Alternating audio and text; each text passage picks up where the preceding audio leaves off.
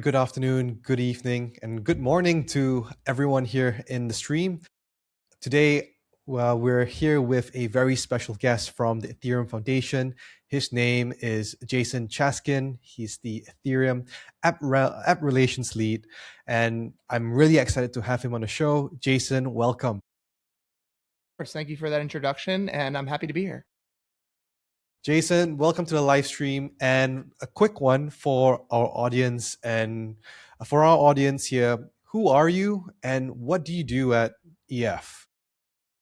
Who am I is a bit of a loaded question. Yeah, who is any of us? Um, There's a lot of different ways I could take that. Let's just say maybe let's start with what I do at the EF because that's an easier question. My team is called App Relations, and what we do is we kind of try to support the Ethereum app ecosystem in many different ways. Going forward, a lot of that will be more kind of crops focused and kind of making sure that the crops teams have like the support that they need because there's obviously a lot of market pressures going against them. And like we at the Ethereum Foundation kind of exist to defend the people that are making the harder trade-offs that will benefit humanity in the longer term. What that specifically means, we're still kind of figuring it out. I do some live streams of my own with different app builders and giving them a chance to talk about what they're doing. We have some more things planned that I'm super excited about to just help teams in various different ways. And so, yeah, I guess follow me on Twitter for more if you want to like stay up to date. I'll be doing that publicly, and I'll be reaching out privately to a bunch of teams because there's a lot of exciting work to do.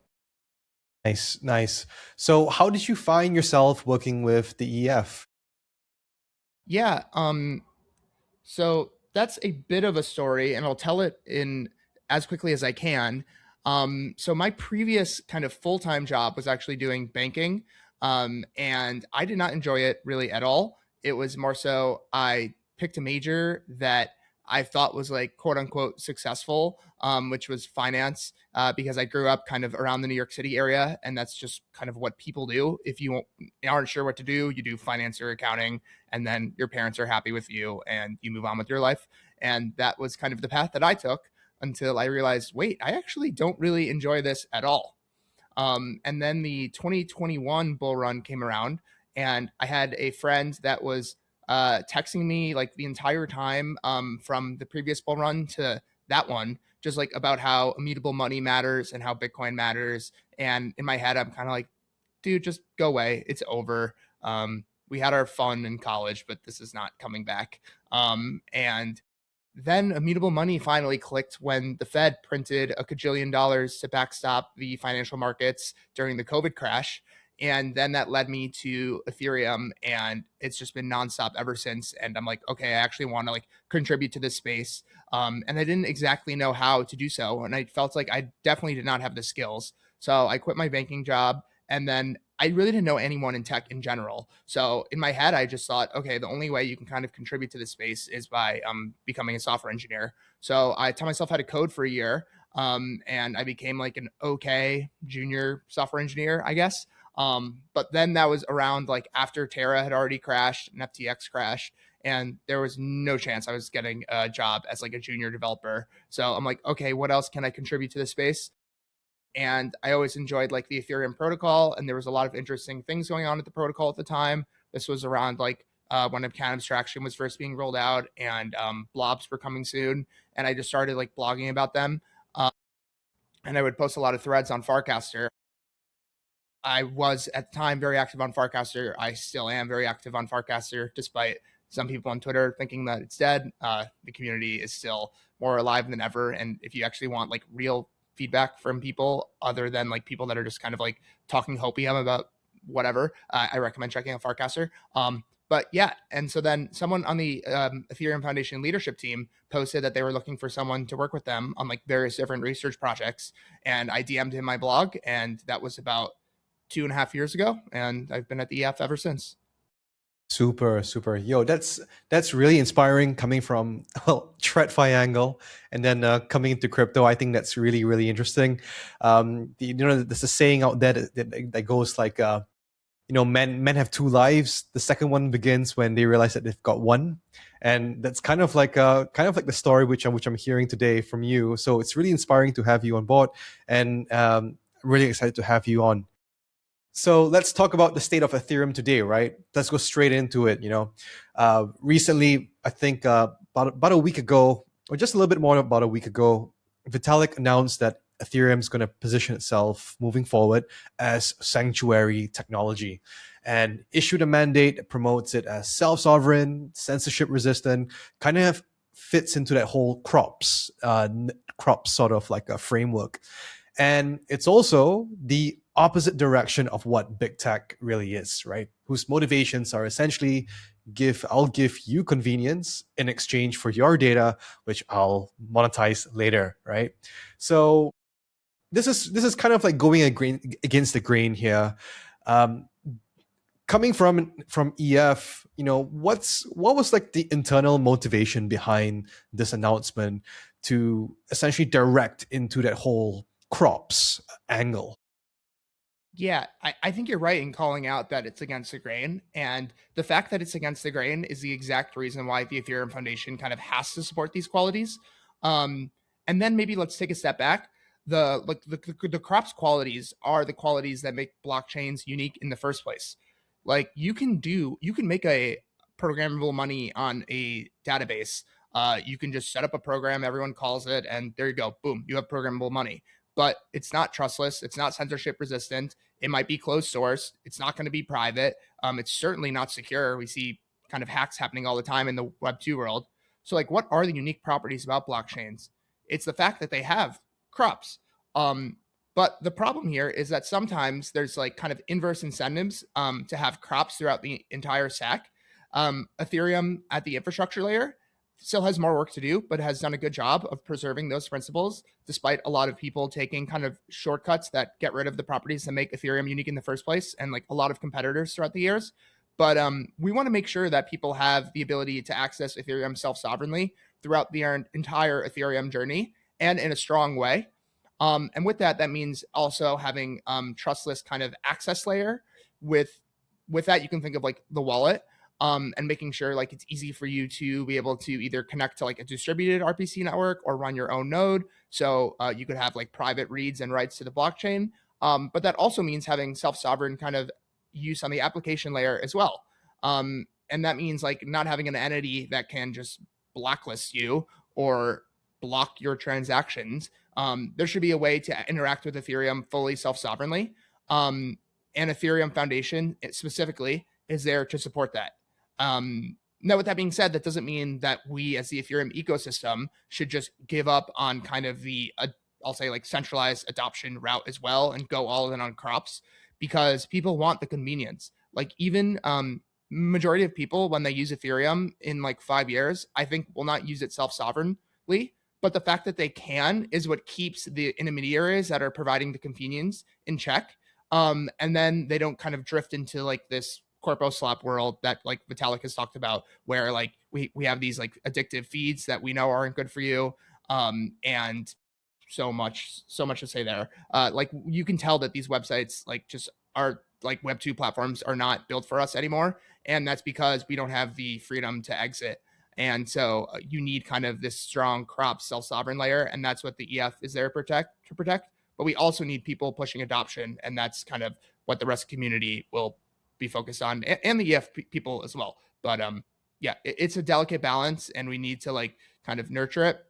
But that's like what makes this beautiful and special. Like if you're just building a fintech, you don't really need to worry about any of this. But like we have a much bolder vision at Ethereum, and like that's really what motivates me every day. And like there's other people that are aligned on this vision too. Like there's a massive open source community, there's a massive privacy community. There's a lot of just other people that are pushing towards the same mission, and like I'm excited to align with them as well. Nice. And I really like that you brought up it's a very delicate balance, On one hand, you've got this whole crops direction, everything has to be decentralized, everything has to be censorship resistant, and we want to create essentially a better internet for everybody. But at the same time, you've got projects or layer twos that are funded by VC money, and they in some sense they're swayed towards doing everything that they can to bring more awareness, and in this in some cases more revenue for them as well. So I would like to ask you, is the foundation sort of bringing its ecosystem along with itself on a gamble against traditional business models out there that prioritize revenue? Yeah. Good question. And like I was talking about earlier, I do think it's a delicate balance. And like I don't think everyone should be on this journey with us of trying to build like fully self-sovereign Ethereum, because we need the people pushing adoption as well. But for those that do want to kind of push self-sovereign Ethereum, the revenue is still important. Like you still have to be able to maintain whatever you're building. And like we're going to explore ways to get revenue. There's ways where you can still get revenue without just being like maximally extractive to your customers. um there's a lot of example. Look at like Ethereum itself, for example. Ethereum itself as the infrastructure layer like passes all of the, I'll say, self-sovereignty. There's still more work that can be done. It can be more censorship resistant, more secure. Definitely still needs in protocol privacy, but like on a scale of things, it does a great job on the crops kind of spectrum. And it still is getting like the blocks are full every day and generates revenue. So it's not like it's impossible. It's not like these things are kind of batting heads with each other. But yeah, you're right. We're gonna have to find ways to get revenue other than just showing people ads that try to make them addicted to the website, which I think will be good for humanity. And I'm excited to work on that challenge. Nice, nice. And yeah, I really like what you said there as well. It's sustainable revenue that is the key here. Something that doesn't go maximally into the dark side, you could say.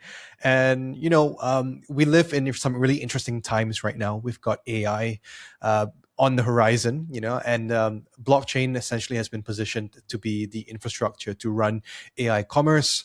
So before we get into that, I just want to say, for all the investors out there who just heard Jason's explanation, you guys know, like that was a little bit of alpha there in the direction which they want to take it, and it's a positive sign because everyone's going at this from a long-sighted kind of direction.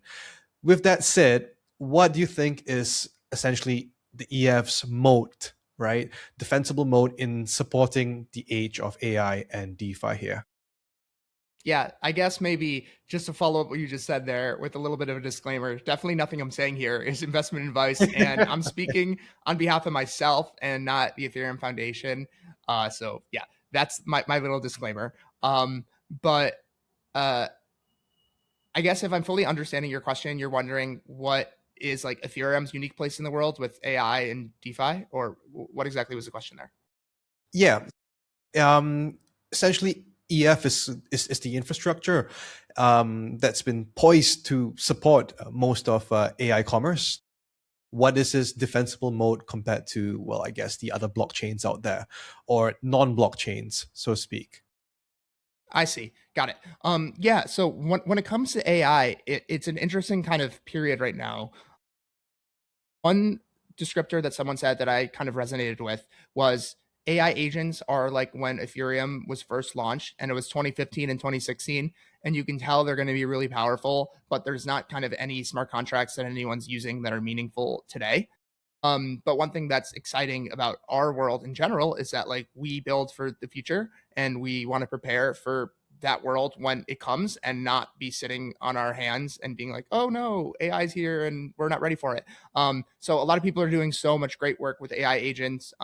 There's a bunch of standards that I'm not going to waste your time listing, but around like payments and identity for these AI agents, because Ethereum is like the neutral layer there. Now, to come full circle to your question, where Ethereum sits is kind of it is truly neutral, and it's treats AI agents the same as it treats people. Databases are not that way. They have to have you fill out certain forms. You might have to be a citizen of certain countries. AI agents will not be citizens of certain countries, so it makes sense for them to use a blockchain. And then when it comes to using what blockchain, well, AIs are probably going to want to use one that like can't rug them. The finance term that kind of is the same version of can't rug them is like not have counterparty risk. And if you're just like kind of looking objectively, if you're like an AI, I think that'll be the biggest factor there. The AIs don't want to get rugged in the same way that like they can't use Web 2 platforms. And Ethereum is that safest place. It's the only kind of blockchain where they can confidently be like, I can interact with an AI agent that's in China if they're in America, and that's two entities that are not friendly with each other, but the baseline infrastructure is neutral and can let that kind of interaction happen. And then Ethereum also has scaling infrastructure if they need to do like micropayments. People are doing great work there, and so yeah, a lot of exciting stuff. If you do want to play around with AI agents right now, there's an exciting hackathon going on called Synthesis that the Ethereum community is putting on, and there's I think over 100K in prizes, and there's maybe 3 or 4 days left. But with Claude Code, you can build an app in like a couple hours, and as long as your idea is good, you could win a couple $1,000. So I recommend if you're looking to both play around with AI agents and maybe win some money, check out the Synthesis Hackathon. Let's go a little bit deeper into that, right? Because everyone here loves new stuff. What are some of the cool things that you've seen being built on Ethereum at these at these hackathons? Yeah. So like I kind of mentioned in my first answer, I do think that we're still early here. Classic crypto phrase. But when it comes to AI agents, I do think that we are really still early. Yeah, I think it's the 2015, 2016 era of smart contracts where they're kind of just toys. Like people are still doing a lot of fun things. There's this ERC that I said I wasn't going to get into, but now you ask for more specifics, called 8004. That's like the identity layer for AI agents, which people are doing a lot of cool experiments on. And I think it's going to be very impactful in the upcoming years because AI agents are going to need some sort of reputation system. Like if my AI agent is I'll say it's a travel agent and he books you tours around Hong Kong, there might be multiple of them that do that. And you're like, okay, which AI agent should I book? Well, let's check. Like if you were to do that in real life, you would go to like Yelp or Google reviews and you would look at the reviews. But AI agents are gonna want more of a neutral platform where they can host their reviews and not be kind of have to deal with potentially getting rugged by a centralized Web 2 platform. And so a lot of people are doing really cool experiments with AI agents and reputation already with 8004. Yeah, I'm trying to think of what else. I mean, there's been a lot of cool stuff with Claudebot. Like I would check out Austin Griffith's Twitter, and he's just been building kind of nonstop with his Claudebot, just like random fun little mini experiments. But yeah, there's so much to build here. If you're kind of an entrepreneur or you're someone that likes to have fun building things, open up a Claudebot and just start hacking. And be safe though. Like it's definitely early stage technology. Like I said, it's kind of similar to 2015, 16 Ethereum. And back then, I'm sure there was like a lot of kind of hacks happening. And the AI agent world, especially with like Claudebot, is similar. There was that story that was going viral the other. Actually, no, I'm going to talk about something yesterday I thought was funny. My friend Greg that works at ENS, he wanted to buy, or he was like asking his agent to explore buying a sandwich from this site. And then his AI agent went and bought the sandwich. And he's like, what are you doing? Why did you buy the sandwich? I didn't tell you to do that. And he's like, oh, sorry. Like, at least the sandwich was free. And then I'm like, and then he responds, no, it wasn't free. Like, it cost you money. And then the AI agent responded, no, it cost you money with all caps. I thought that was funny that the AI agent even has sass. That is hilarious. That's hilarious. And wow, this is actually so interesting because now we've got this whole ecosystem where AI agents are essentially interacting with all different kinds of infrastructures, from e-commerce to Swift messaging systems now.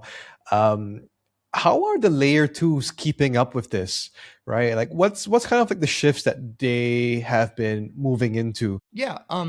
So there's a bunch of different layer twos doing a lot of interesting things. What I think is kind of the most interesting things right now are what I'll say are like more specialized layer twos. So rather than just being like a copy and paste of Ethereum, you're actually doing something unique.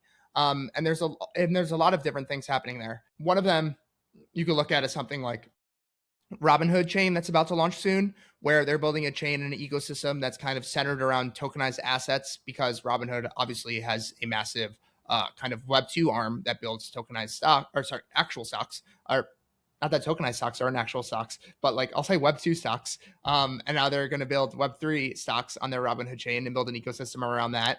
We're seeing networks like Payy network and Aztec network that are focused solely on privacy, which is kind of a massive need in the Ethereum ecosystem. And so they're super exciting. Payy is live now. Aztec consensus is live now. Execution is going live soon. I'm super excited to check those out. I actually want to start building on Aztec because, Claude Code is awesome. And I'm not a software engineer, but nor is a bit of an intimidating language. But now with Claude Code, anyone can kind of build anything. And I actually just did a live stream yesterday with the team behind Colossus. And what they're trying to do is actually replace Visa and your like issuing credit card bank entirely with an Ethereum L2 and build like a payment kind of network that is integrated with the traditional banking system or finance system, I guess is the right way. So if you go to like a merchant and you tap your card, instead of it using Visa, it actually calls the Colossus network, and that calls their layer 2, which makes a payment. Super cool. I would recommend check them out. They're not live yet, but they're kind of doing great work. Testnet should be live soon. And so, the layer 2s are doing a great job of like extending the capabilities of Ethereum.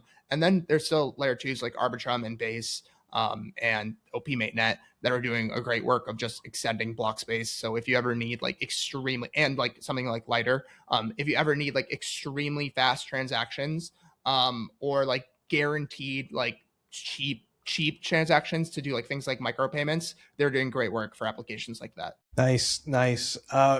Super interesting because it sounds like you've got like so much variety out there right now. Yeah, and people are just like doing so many cool things.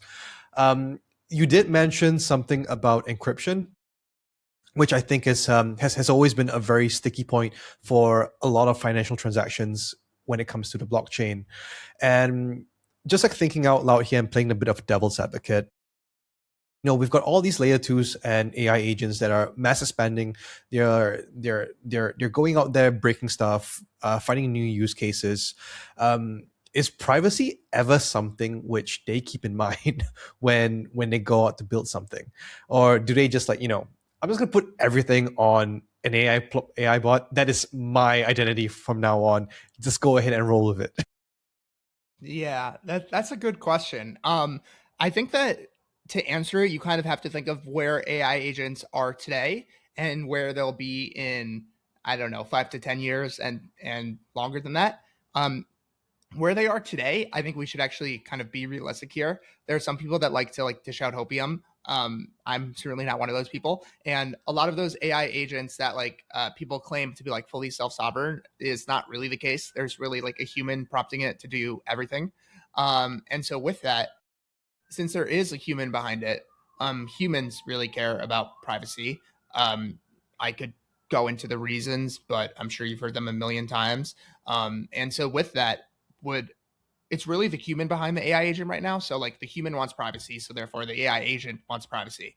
Now, if we go 5 to 10 years in the future when the agents are actually self-sovereign, well, you can make a similar argument, but just like get the human out of the loop here, where it's just like, look, AI agents are kind of another I don't even know what the right word is. Entity, maybe organism, definitely not organism. Another actor, I'll say, in the space that like will be thinking the same way that we do, and they'll want privacy the same way that we want it. 100%. I think a lot of it has to do with we don't want anybody like taking a look at what we're doing at like midnight, scrolling through the internet. We don't really want people to be seeing what we're buying, and or like finding out where we're buying tickets to. I think that's one of the reasons, not all of them, of course. I'm sure people could also use it for positive reasons and also nefarious reasons, but it's kind of like it's the tech, right, that enables all of that. And from what I'm hearing as well, at the bottom of all of this infrastructure, we've got Ethereum Foundation being essentially like the blockchain for this, or sorry, rather just Ethereum. And I'd like to talk about the philosophy here of public goods, right? Because public goods essentially are like the roads, the water systems, to essentially where you build those and then you let other people build on top of it. And from what I've seen so far and what I've read with Ethereum, it's really here to make the internet a better, safer, more decentralized place. And I was thinking, coming from a Web2 background like yourself, and looking back into the last 3 years, Ethereum hasn't really done a lot except for within its own industry. We can talk about, in the day-to-day life, everyone's still using the regular payment systems. Everyone's still using pretty much Google Flights whenever they're looking for a new destination to go to. So, I would like to ask, in the last 3 years, from Ethereum's point of view, how effective has the EF been at shaping public goods and towards its crops mission? Mm-hmm. Yeah. I think you're right to identify that like the impact isn't that everyone's using Ethereum. And that's true. But I don't think it's also that no one's using Ethereum. A quick story to tell that like is a personal one that made me really happy was I was in Buenos Aires for DevConnect in November, and I wanted to go to a Boca's Junior soccer game, and I just I got a number from someone I don't remember, and they said text it, they'll get you the tickets. And unprompted, I'm like, oh, how should I pay you? And he sends over a QR code that was a link to USDT on Ethereum. So there are places, more so in places with like financial infrastructure that isn't as trusted and as strong as places like in the West, that are using Ethereum for payments, that are using Ethereum for savings, that are using Ethereum for identity. Like Bhutan moves its identity system onto Ethereum. So we should give ourselves kind of a bit of credit. But with that being said, you're right. There's a ton of more work to do there. And it's important to be realistic with where we're at. And what that means is that there's a lot of work. Now, I think that there's reasons for kind of the adoption being slow. And a lot of that is because the infrastructure was extremely difficult to get to the place where like Ethereum can be both long-term sustainable, usable, and cheap. And we've now kind of solved all three of those. So now this decade is about really making sure it's in people's hands, while the first one was working on the infrastructure to make sure all three of those things could be achieved. Right. And I'm thinking right now, being more like a reflection kind of like thinking here. What do you think could have been, or rather, what do you think is what do you think could have been done better, or what is the variable here that the EF essentially looks at when they try to define what truly matters for them? Because yeah, you're right to say that that people are using Ethereum, and it looks like it's being shaped up to be quite interesting. Only a select few. So what do you think could be done better from a community's point? From is it like getting more involved with the community, or is it lobbying for more institutions to get on board? What do you think is the force here that moves the needle for everyone? Yeah, that's a good question. I certainly don't have all the answers. Like the EF in particular has like positioned what it thinks is the most important stuff, and that's like the crops kind of framing. And so like what can move the needle? Okay, if the goal is just like adoption as soon as possible, then you're going to take certain actions to get that. If it's we want to kind of make it more calculated and make sure adoption comes, but there's also like a strong crops layer too, you're going to have certain kind of actions to take that. If it's like you just want just the crops layer and you're like, I don't care if just there's 5 people that use this, but it's going to be the strongest crops kind of self-sovereign system possible, you take different actions to do that. I think Ethereum is trying to do the one in the middle.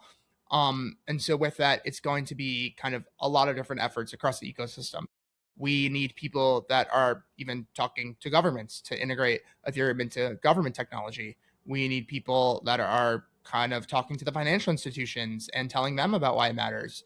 We need people going to places with not strong financial infrastructure and telling them the reasons they should switch over. We need the technology itself to improve. I think there's like so many more with regards to like kind of the application layer. I think there's so much more that can be built that isn't built, especially using AI now. You could even do things where you're like maybe like put in all of your finance somehow into like a private AI, and then it can build like kind of live financial products that hedge your risk. Like that could be super powerful, and you can do that using like Ethereum today. That was a bit of a tangent, but I think we need like all of the above. Like everyone here plays a part. We need more like storytellers to tell the story about why Ethereum matters. We need more builders. We need more people like you doing live streams. Yeah, I'm not sure. There's a lot of work to be done. Yeah, and to Ethereum's credit, I mean, it's done tremendous.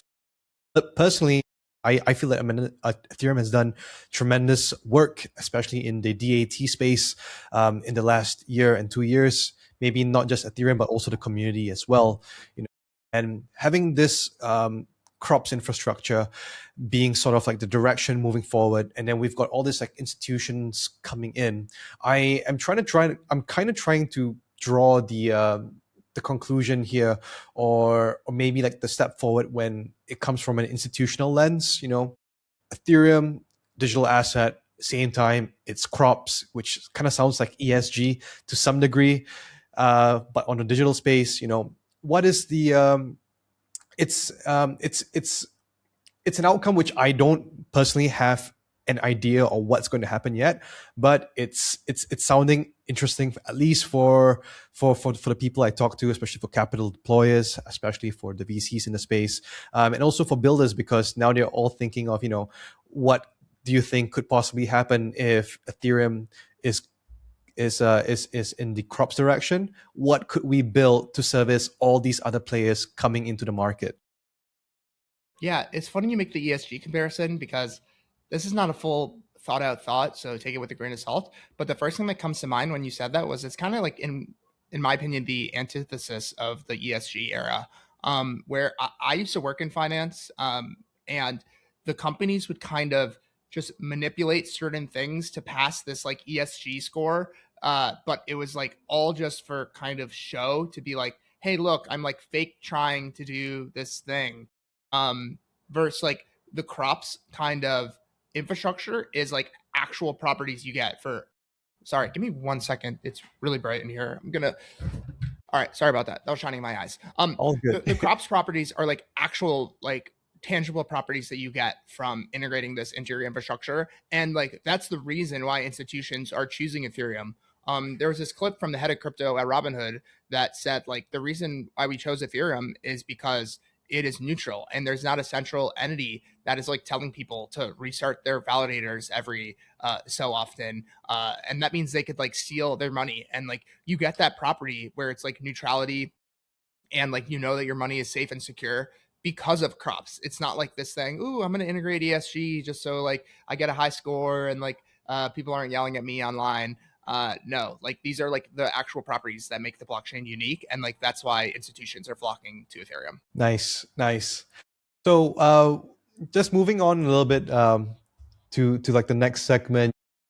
You talked a lot about like the community as well throughout this episode. You know, I think the community is a very important part of Ethereum, and I think maybe let's do a little bit of fan service. You want might say, what does Ethereum have planned for its community this year? Yeah. Maybe before I even answer that, I'll just say I think that with Ethereum without its community is actually nothing. Like Web 2 kind of companies, there's exceptions here, but like part of the fact that there is this like blossoming decentralized community is what makes Ethereum different. It's that Ethereum can actually pass its own walkaway test. If these Web 2 companies, like the centralized companies, walked away, they would just shut down overnight. Compared to like Ethereum, the EF could walk away today and Ethereum would be fine. It would keep going, and a lot of that, and it would keep thriving too. And a lot of that is because of this massive decentralized community that's so passionate about the mission that we're doing here, and it's like something like truly unique and special in this world, and like I personally like really cherish it. And then on a personal level too, like I have so many friends that I've met just from traveling to these conferences, and I feel like so grateful to have found Ethereum and like such amazing people that think outside the box and like really think that we can change the world and like act on it too and work hard to make it happen. So yeah, now to specifically answer your question, there's like a lot of fun things planned for the Ethereum community. There's DevCon at the end of the year, which I am most excited for. That's going to be in Mumbai, India. It'll probably be the biggest Nice. DevCon yet. So if you're in that region, or if you're not and just want to travel, which will be me, definitely keep on the lookout for that. I think it's the first week of November. ECC is coming up in a couple weeks. That will be in Cannes, France, and they had it there last year, and it was just such an amazing location. Although I did feel slightly weird as a nerd walking the red carpet to go to the same location as the film festival, but I guess that's the beauty of it. And then another conference I'm looking forward to is in June. ETH Global is putting on their first kind of conference that's not a hackathon, and that's going to be in New York, and that's called ETHConf. And then there's tons of Ethereum hackathons. I'm actually going to be participating in ETH Global Hackathon in Cannes. That'll be the first hackathon that I personally participate in like 2 or 3 years. And I'm so pumped because Claude Code is like lets anyone be an engineer, and there's so much to build, and like there's nothing like an Ethereum hackathon. If you haven't done it, I can't recommend it enough. It like you walk into this room and there's just hundreds of people that are just so excited to be like building something new, and the energy is just, you can like feel something. And this is on the weekend too. So like people are going out of their ways where they could be working on anything, and they're like, no, I want to build on this like crazy decentralized technology thing. And then you can stay until like 5 a.m. and people are still hacking. It's truly a one of a kind environment, and I'm excited to be hacking. I've been a judge a couple times recently, and I'm like, no, I want to go on the other side of the table again. Coming back, like full circle moment for you, right? Nice. Yeah, it sounds like you got a whole bunch of things coming up. Really exciting for ETH Mumbai, ETHCon. Yeah, like I think it's gonna be a blast. Do you have a little bit of a teaser? Besides the hackathon that would potentially come up, that would be fun for the community here. A teaser for DevCon. DevCon, ETHConf, like give us like a little bit of something which we would be interested to expect. Yeah, sure. So, sorry, I just opened up Twitter for a second and I saw our live stream, so I gave that a retweet. So they're all going to have their own very unique flavors. For ECC, that's more of, I'll say, the Ethereum community, the more people that are like in the space today coming together and just talking about the latest of what they've been working on, and just getting time to actually be face to face with each other, which I think is like extremely important considering the fact that we are a global community. Ethereum is global by default. There is no like Ethereum headquarters where we meet every year. We are all distributed around the world. And especially considering, I'll say, our main form of global communication is X, which has an algorithm that is just like rage baity, and it kind of lifts up not the best voices, in my opinion. And if you just spend time on there, it can like kind of mess with you mentally. And then you meet in person with the community and you're like, wow, like we really have a special group of people. So I'm excited for that in a couple weeks. Then ETHConf is going to be more institutional focus. That's the one in June in New York. And they'll be like traditional kind of Web2, or not Web2, like traditional fintech and like banks that will be there. And then there'll also be people on the Ethereum side that are working on institutional use cases as well. So if you're into the institutional use cases, I would recommend checking that out. And then DevCon is kind of all of the above. It definitely is developer focused. So expect some talks that are kind of more in the weeds on both infrastructure and applications. But there are some like intro, more friendly talks too as well. So it's kind of all the above there. Nice. Super exciting stuff coming out this year. We are approaching towards the end of the episode, Jason. It's really nice, interesting, fascinating topics today about self-sovereignty. a little bit of crops. Well, sorry, mostly about crops. I would ask you if you could let the audience walk away with one takeaway today, what would that be? It would be that it would be that crops are something that if you're just building a traditional fintech or a traditional Web2 company, you don't have to think about at all, because it's just a central person or central blockchain that controls some sort of database or central blockchain, centralized. Then you can just push on just adoption at all costs, and you're just kind of making a new company in the world, which is great. Companies do a lot of good in the world. I'm certainly not someone who doesn't like capitalism. No, like capitalism has been the most powerful force that we've like invented as humans, but it certainly has its flaws. I think the biggest flaw is that it underprices the ability to exit systems. And I think it's because it's such kind of a new thing that we as humans don't fully understand, unless you're someone like me that's like read all of Vitalik's blogs and is a total nerd. And you're like, wait, all of kind of these negative things that are happening online really have to do with the fact that there's like a centralized person controlling it, and we have no ability to exit and like keep our social graph, keep our money, keep our identity. But we can build systems now on Ethereum today that allow you to have the freedom to exit. But the thing is you need this like crops infrastructure in order to get it. And the market kind of underprices it for the reasons that I was talking about earlier, where like people don't even realize that that's the problem that's causing the world to be built in this way.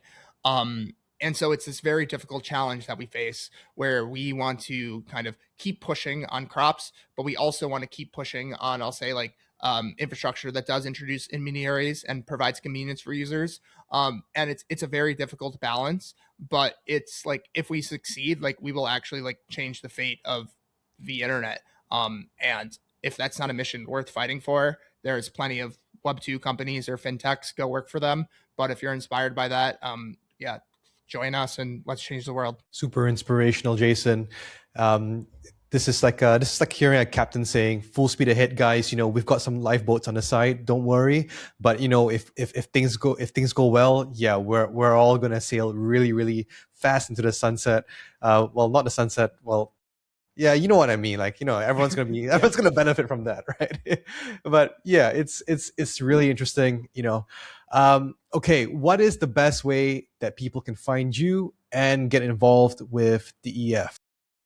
Yeah, let me just say one more thing there too, because as you brought up that last point, it reminded me too of just like, because we're trying to do this difficult thing of like keeping the crops layer strong while pushing for adoption, while building this decentralized ecosystem. It's extremely difficult, and there's a lot of kind of tensions pulling at each other. So it's not going to be easy. It's going to be a bumpy ride. And as we've seen in the past couple of years, the Ethereum community has there's always its challenges. But I think that's what makes it special. Like, what we're trying to do is not easy. So don't think it's going to be sunshines and rainbows the whole time. But yeah, now to answer your question again, you could definitely follow me on Twitter and Farcaster. On Farcaster, it's my ENS at chaskin.eth. On Twitter, you can see it there. It's at jchaskin22. I would follow the EF's Twitter account. That's at Ethereum Foundation, but Foundation is FNDN. I'll be doing live streams over there with different app builders, and then also there's going to be like a lot of fun content and valuable content in the future. So stay up to date there, and follow at Ethereum. That's just kind of a general Ethereum Twitter channel where we'll just be posting a bunch of stuff from the ecosystem too. Like, that is certainly not the EF's Twitter account. There have been really great guest threads from people in the community. There has been guest posts, and that account is going to be continued to use in very unique ways. Nice. And I would also recommend for everyone to take a look at Jason Chaskin's blog. He writes very thoroughly about self-sovereignty, crops, and I would say he's quite a good writer as well. So when a good writing only happens when you know your stuff really well, and I can say Jason definitely does. And to end on that note, thank you everyone for coming on for coming on to watch two nerds chat a little bit about EF, and very happy to have you again, Jason. Thanks for coming on. And And to everyone in the audience, I will see you at the next episode. Bye-bye. Bye, guys. Shout out Nouns. Love Nouns. You guys rock.